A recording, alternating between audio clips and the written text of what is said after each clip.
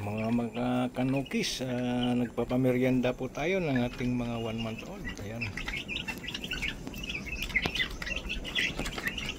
11 po sila na September born. So nandito po sila ngayon sa ating ginawang munting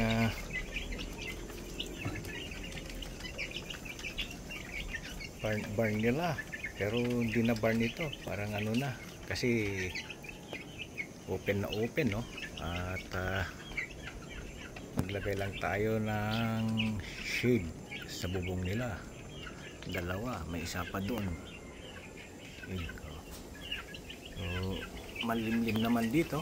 Meron tayong atip sa taas. Ayan. At hayaan na natin mamayang gabi kung dadapo sila rito sa ilagay natin dapuan nila, o ipapasok muna natin dito sa dati nilang kulungan. Ayan, dilinin na lang natin mamaya yung ating taga-alaga. So ayan, no,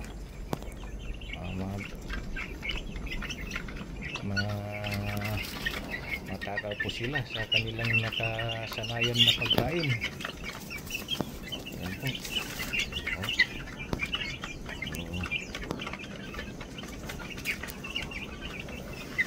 Lagyan din natin ng yung inumin nila, Vitamin Pro. Ayan,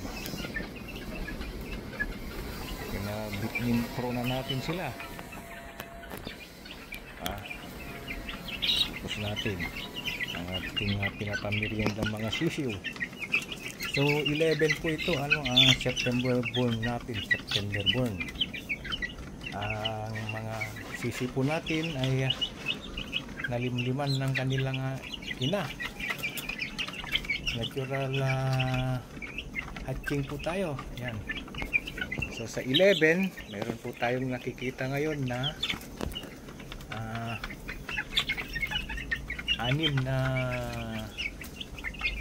lalaki at 5 babae.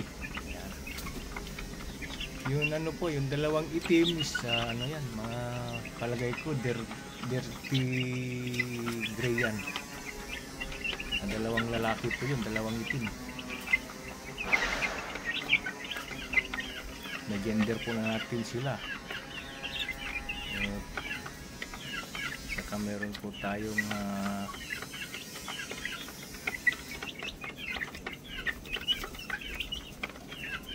anong tawag dyan, yung ina nila ay sweater, pero yung ama nila ay round head. So mix yan, round head sweater.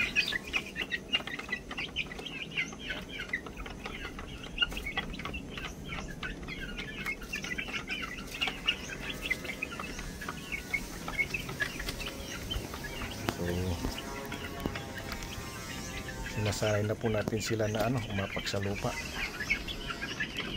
1 month old. Saka nandun po yung nating mga 2 months old. Laki ng diferensya sa isang buwan. Ayan, nakawingban po yun. Galing kay yan, yung 5 na yan, JPMJ farm.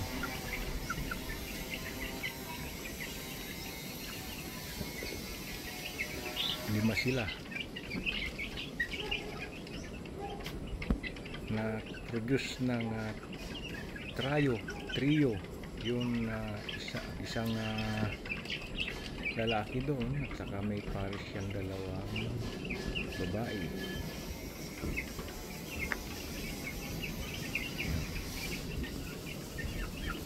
Kaya po, ayan, magkatabi yan na kasama nung lalaki na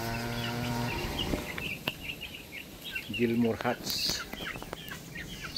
So produce nila na trio yan, magkakaiba ang ama sa ina. Hindi po yung alam natin na trio na pag kumuha ka ng 3 trio na.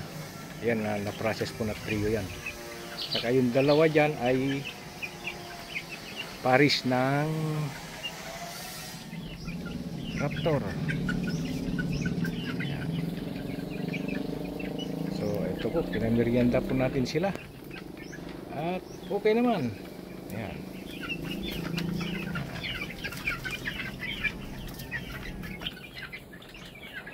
Okay.